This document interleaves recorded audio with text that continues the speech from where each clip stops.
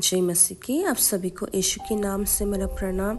आज बड़ी कृपा से प्रभु हमें एक नए दिन देखने के लिए सहायता किया है और इस समय हम प्रभु को धन्यवाद के साथ एक वाक्य को मनन करेंगे और वो है भजन संगीत की पुस्तक चैप्टर 49 वर्स 7 से।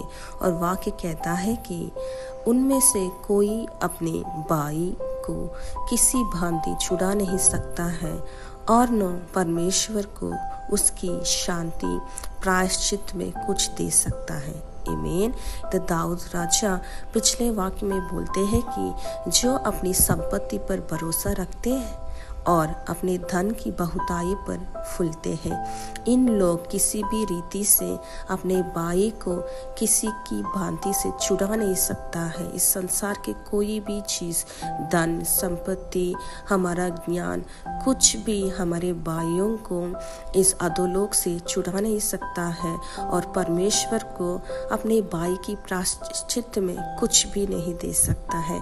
मगर 15th वर्स में दाऊद राजा कहता है कि परंतु परमेश्वर मेरे प्राण को अधोलोक के वश से छुड़ा लेगा, क्योंकि वही मुझे ग्रहण कर अपनाएगा। आमीन।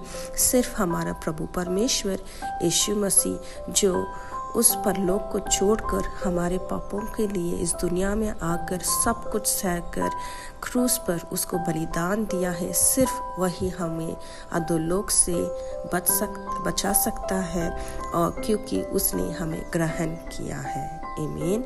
इस सुबह समय आइए सभी को जागकर इस शुभ समाचार के बोलो कि हमारे इस संसार की कोई भी चीज़ निरंतर नहीं है। सिर्फ प्रभु परमेश्वर यीशु मसीह के द्वारा ही हमें परलोक राज्य में जा सकते हैं।